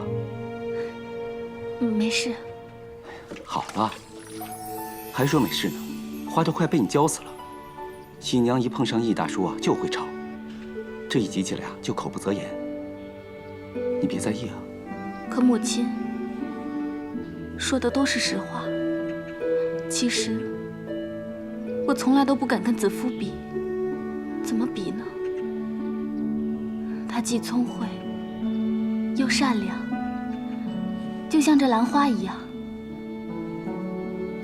而我，就像我的名字一样，不过就是一株渐生渐长的芦草罢了。你知道芦草最厉害的是什么？你看啊，芦草可以盖房子铺屋顶，又可以做扫帚，可以编草席铺炕，还可以呢做成芦笛吹曲子。芦草还可以编篓子编帘子，芦根呢还可以入药的，真是从头到根都用得着，了不起啊！你看你这双手多灵巧啊！我记得当日公主秀贝选了你，而没选我姐姐，对吧？喜娘若是没有你陪伴，她怎么办呢？我姐姐若不是你处处维护照顾，在宫里的日子也不好过呀。所以啊，我应该好好感谢你才是啊。我要真有你说的那么好就好了。我母亲始终觉得我胆小软弱，一事无成呢。疾风知劲草，话虽易折，可是那些小草稍微的弯了一下腰，却挺立依然。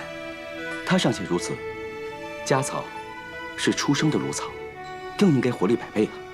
家草，你应该一如那些出生的芦草，一定要生生不息，经过风吹雨打之后，仍然可以昂首不惧，这样才不枉你的名字家草。嗯。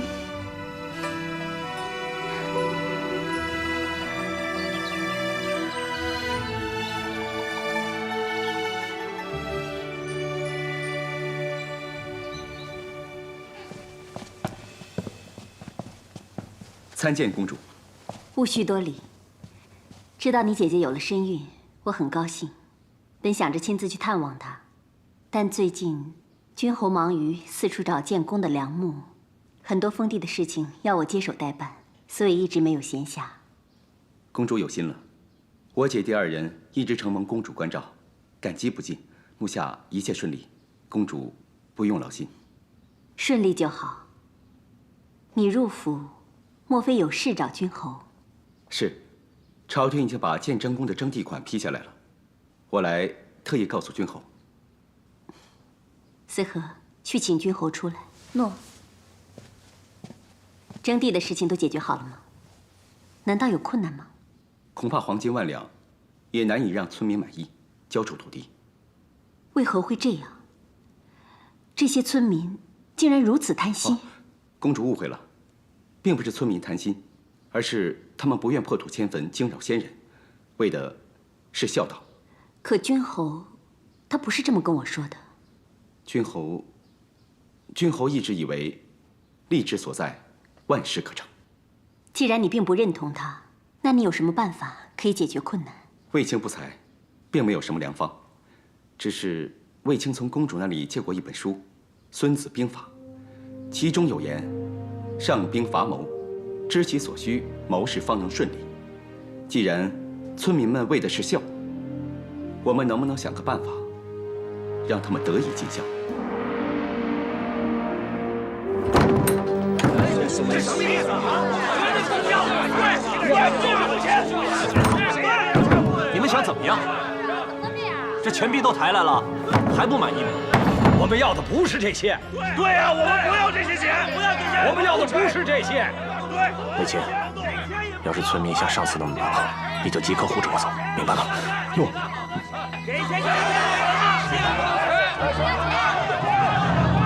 快走！平阳公主驾到。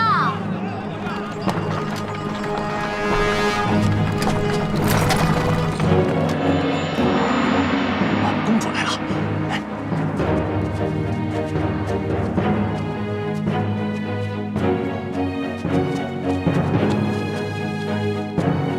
夫人小心，这些都是雕，危险啊！君侯放心，本公主是当今皇上的亲姐姐，平阳公主。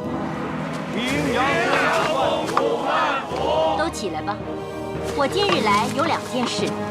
第一，你们之前伤了官兵，朝廷念及你们是为了保家园、存孝义，网开一面，不予追究。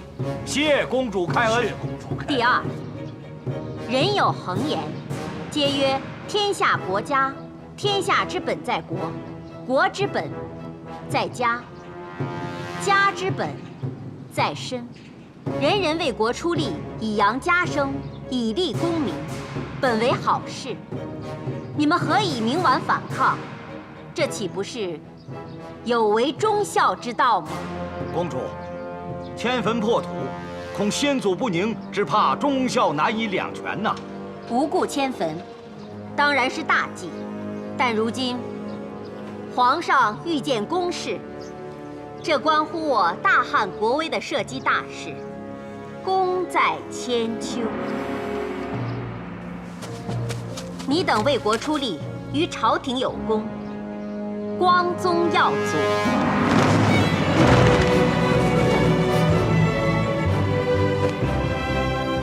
万代传芳，太好了，太好了！你们为先祖迁坟后，皇上还恩准你们建祠供奉，以彰先人之善德，受千秋万代之称颂。谢皇上恩，谢公主恩。你们以后啊，不要再闹事，换块良田，继续耕作祭祖。好，是，好，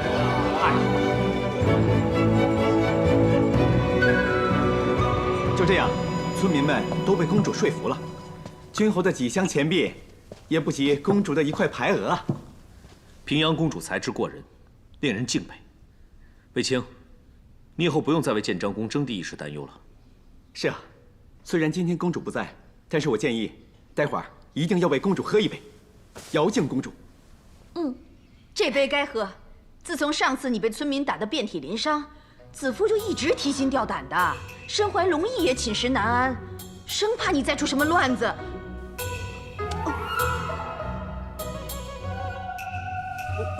哎呀，不关我的事啊！我本来不想说的，是你姐姐她自己看出来你受了伤，我也是没办法呀。你又不想让你姐姐知道，她只好假装不知道喽。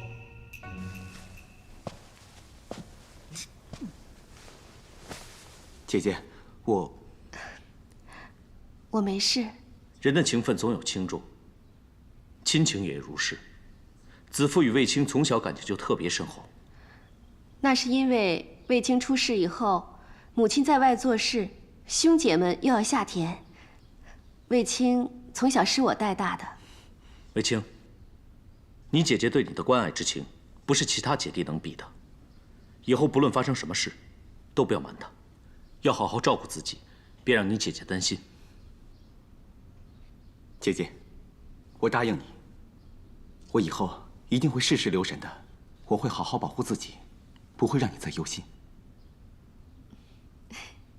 笑了就好，子夫，你以后一定要多笑一笑，将来啊，你的孩子才会越来越可爱。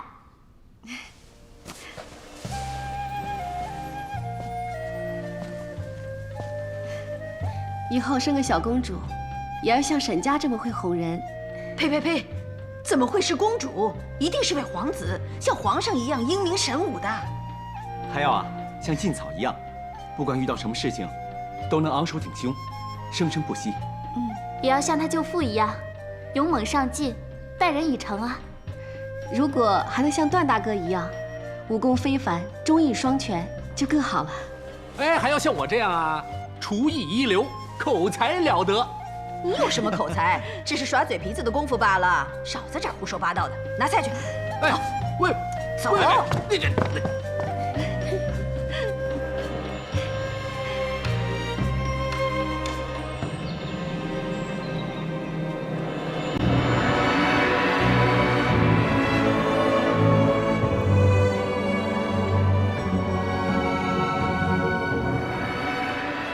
苍天降福，魏姬身怀皇帝第一个子嗣，实乃大汉之福。今日特带你们进此传德殿，是想让你们感念先祖的加言善行，以静身心，自省修德，祈求上苍及先祖佑大汉子嗣连绵。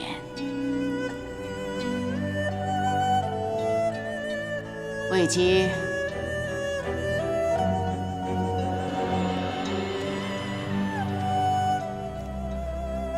奴婢在。上前谢苍天之恩，慕先祖圣德，祈求福音，高泽胎儿。诺。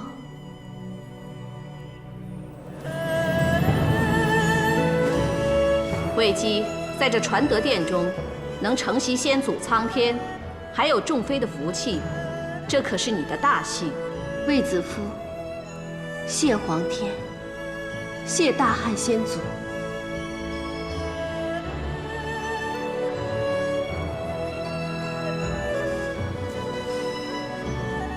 今后，我与太皇太后将会在此闭关静修，以求大汉子孙万世延绵。后宫之事，就交由皇后料理。臣妾知道两位太后一直为了清心静气而素食斋戒，臣妾也想同各位妹妹一起为魏姬祈福。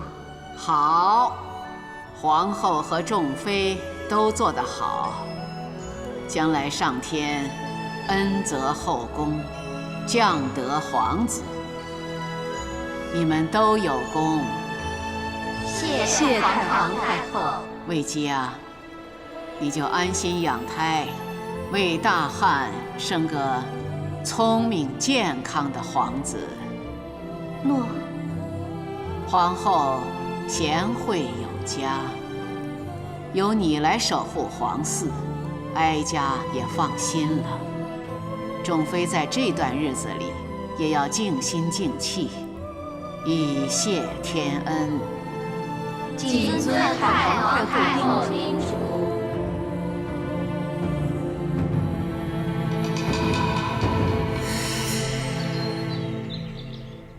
参见皇后。诸位免礼。魏姬怀孕，皇宫逢喜，连花草鸟木都欣欣向荣，欢庆以贺。我也特设宴备舞，让大家与魏姬同乐。谢皇后。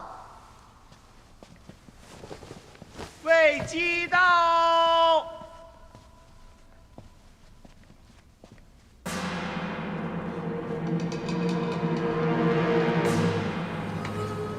两位太后一闭关祈福，他母女二人就请你去看我，会不会有什么阴谋呢？太皇太后明令要他守护。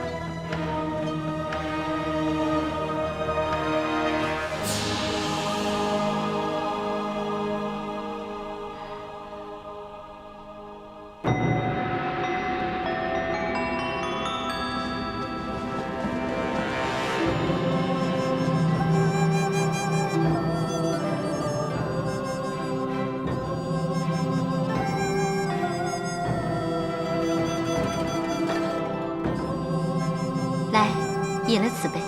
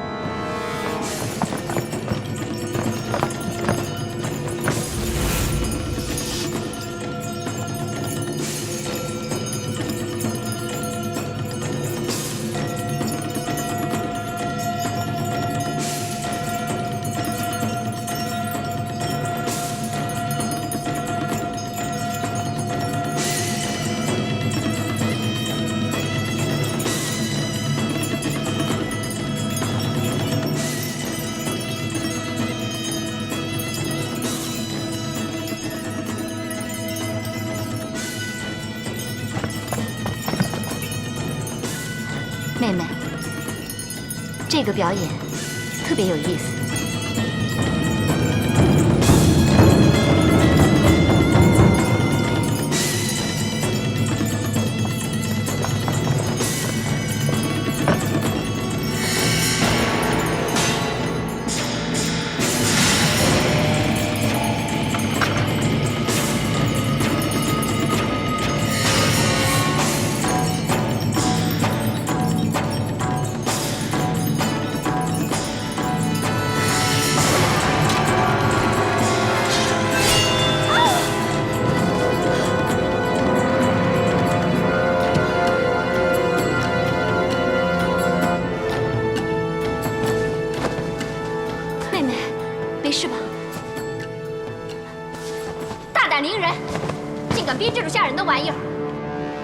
伤了魏姬的龙胎，多少个脑袋也保不了你的小命。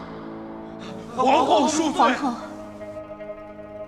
这幻术很精彩，并没有惊吓之意，还请皇后息怒。可不是嘛。你们退下吧。不。娇儿，你实在太紧张了。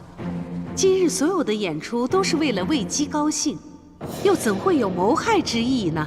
现在皇后心里就只有魏姬。魏姬，你真要好好保重身体，别辜负了皇后对你的一片关心呐。谢皇后，谢窦太主，奴婢一定会好好保护胎儿的。来人，在，换一场喜庆的歌舞来，好戏才刚刚开始。诺。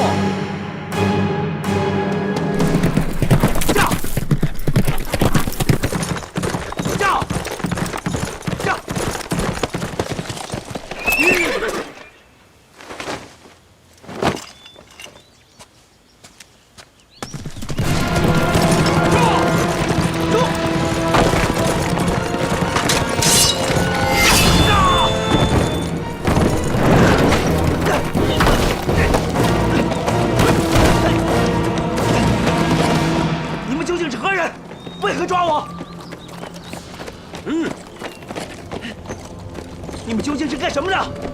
你们是谁？为什么要抓我？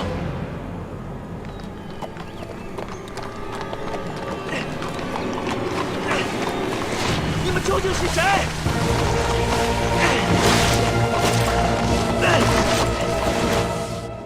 哎，看完了又吃，吃完了又看，拖着不让我们走，把人累成这个样子。来，快喝点姜汤吧，凝神舒心的。谢谢易叔叔。本来以为皇后没安什么好心，现在看来，却是我们多心了。确实你们多虑了。其实，只要有段大哥在，根本不用担心。不是说大家要像一家人吗？我保护妹妹是理所当然的，何况还有皇命。刚才虽说是虚惊一场，可我总觉得有什么地方不对劲。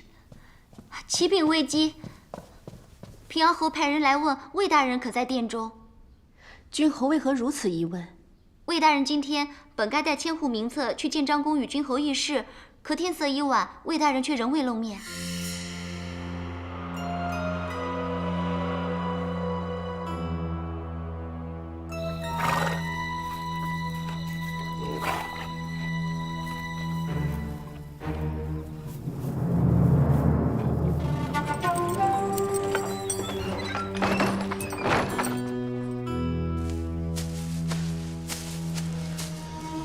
你们到底为何抓我？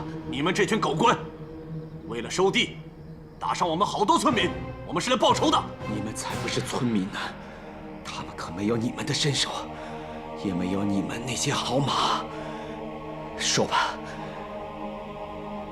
你们到底是何人？我们不是村民，那又如何？反正你插翅难飞。走。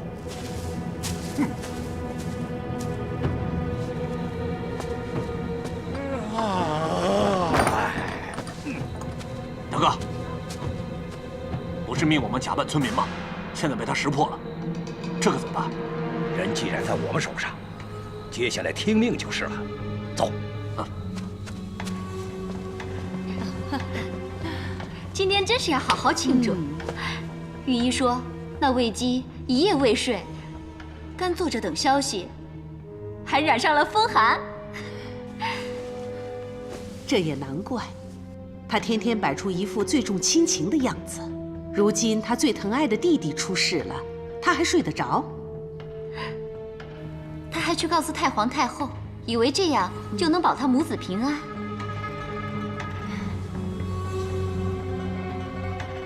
我就说嘛，就算现在没有人碰他，他也未必能保住胎儿啊。是他自己闪失，怨不得别人。现在更是闯下大祸。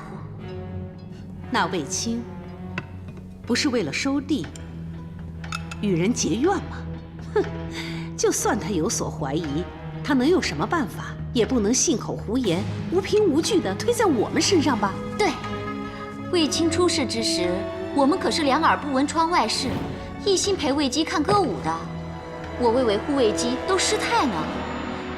这些啊，人人皆见。他要是指责我们，那可是冤枉好人。他现在无可奈何，一定急疯了，如今还病着。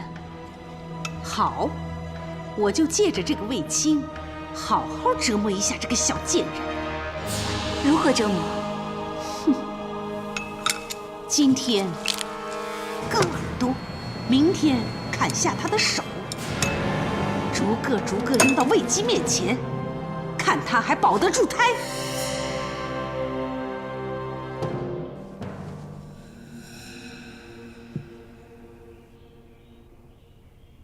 子夫啊，你还是趁热喝点粥吧。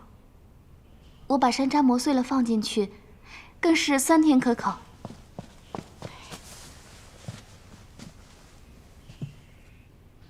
我知道你不想吃，可无论怎样，也不能饿坏了胎儿啊。你就快要当母亲了，也该为孩子想想呀。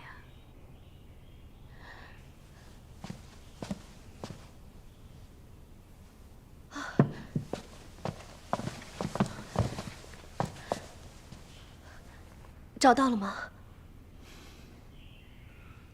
平阳公主也派人去找了，应该很快就能有消息。你放心，卫青机智果敢，身手出众，一定不会有事的。卫青向来与人为善，从来没跟谁结过怨，定是那帮粗野的村民所为。但村民不是已经被平阳公主说服了吗？怎么会再生事端呢？难不成是皇后？哎呀，这倒像是。他请大家看歌舞，其实是要假装好人。他当着众人的面前，悉心照顾子夫，保护胎儿，予人一种贤厚力保容易的假象。太皇太后既有旨意，她不能加害子夫，就只有向子夫的亲人下手喽。他们这么做是为什么呢？就为了让子夫伤心吗？妇人怀胎初始，多有不稳，伤心难过必动胎气，而他们反倒可以置身事外。那卫青会怎么样啊？子夫，子夫，你没事吧？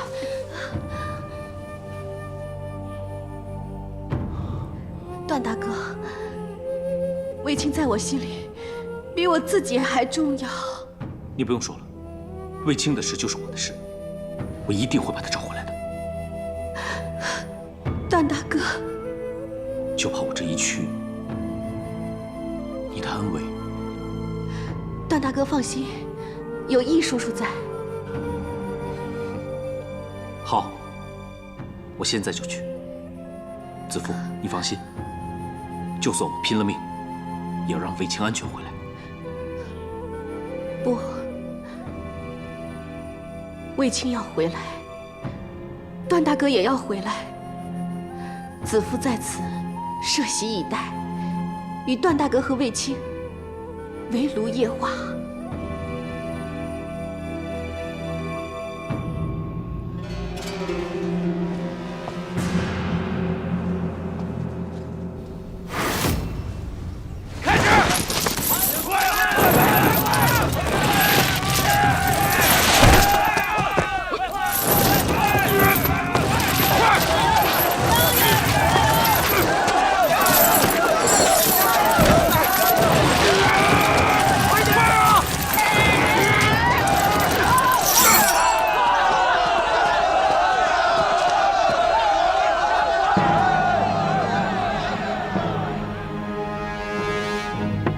段兄弟为何而来？为了谢罪。段兄弟对我只有恩惠，何罪之有？因为我要对你食言。当年你我戍守边关，一次遇袭，小命都是段兄弟所救。我曾誓言要以命相报，段兄弟却说要以酒代谢，足矣。可惜今有一事，冒求公孙兄出手相助，情况有可能很危险。你没有食言，也不用谢罪。当年我曾说过，以酒代谢太便宜我了，在我心中，永远欠段兄弟一条命。你一句话，我便二话不说，赴汤蹈火。到底怎么回事？说。我的好兄弟卫青危在旦夕，卫青如今于宫外失踪，下落不明。我若明察，怕会更陷卫青于险境。我知道你熟悉黑白两道，能人勇士，若有你的帮助，一定有希望。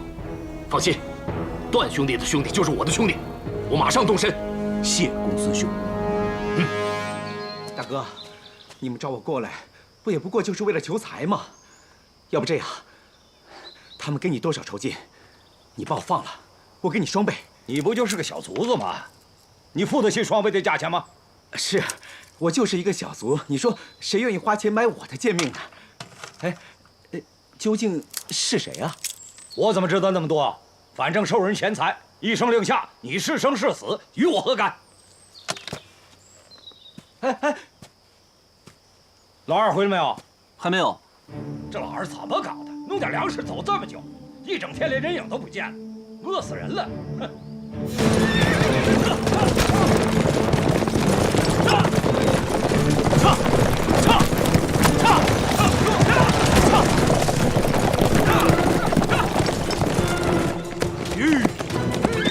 段兄弟，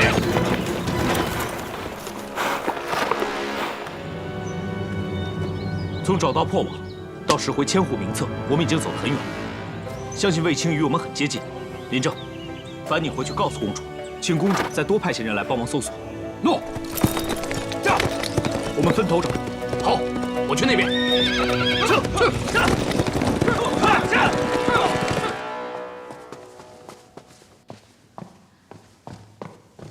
没事了，没事了。啊，没事了。卫青找回来了，是皇上回来了。皇上一得知子夫有了身孕，就快马兼程赶回来了，应该明天就能回宫。卫青一定没事了。子夫，你听到没有？皇上回来了，卫青就有救了，你不要再担心了啊。就是啊，这2天你一吃东西就吐，都是因为忧心的缘故。现在这心头大石，就先放下一半吧。等一会儿你再试着吃点东西。嗯。哎呦，菜都凉了，易老头，你去温一温。啊。哎呀，好事来了，你还是这副面容，快点出去，别让我们再惹霉运了。易叔叔，你想到什么了？不妨直说。皇上回来，对于卫青来说，不是救命，而是催命。易老头，你别再故作高明了，不吓人的话你就不会说吗？哎呀，他们的目的呢，是想让你担心以致病倒，胎儿不稳。如果他们的目的达到了，卫青也就不会那么快有生命危险了。可现在皇上回来了，他们就需速战速决。那卫青就危在旦夕了。易叔叔，那你的意思是，他们会在皇上回来之前，向卫青下毒手？母亲，你刚才是不是说皇上明天就回来了？那我们去找太皇太后，让她叫窦太主和皇后放人。无凭无据，太皇太后怎么会听我们几句话就降罪于自己的女儿和孙女啊？更何况太皇太后关心的是子夫肚子里的龙翼，未必会在乎卫青的生死啊。既然他们抓卫青，是因为我，那能救卫青的人，也只有我了。本来想多留几天那马奴的性命，但是既然皇上急着回来，别无他法了，那只好叫韩嫣那边即刻动手。娇儿，你想想，到时候卫姬的胎儿一定不保，你皇后的位置可就坐稳了。你放心，这件事情完全与你无关，你等着看好戏。启禀窦太主，皇后，卫姬她拦都拦不住，奴婢实在不敢碰她。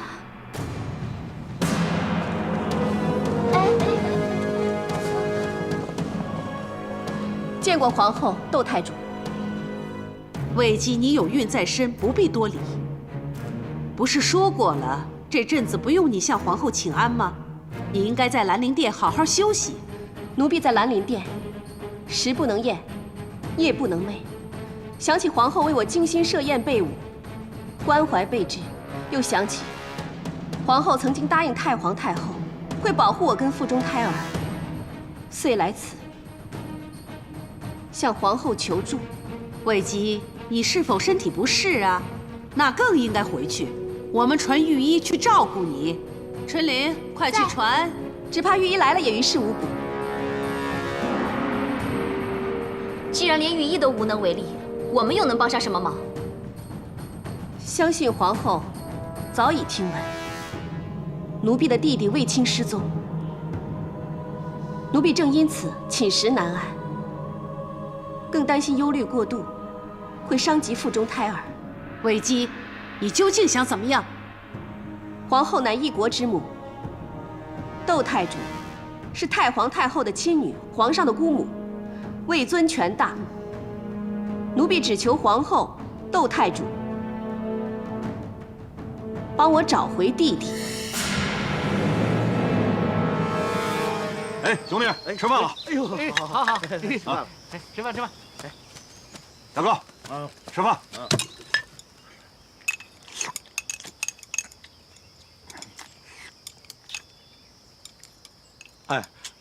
哎，我也饿了，给我一碗吧。大哥，要不要给他吃？规人说，一天砍手，一天割耳，然后杀掉快要死的人了，还浪费粮食干什么？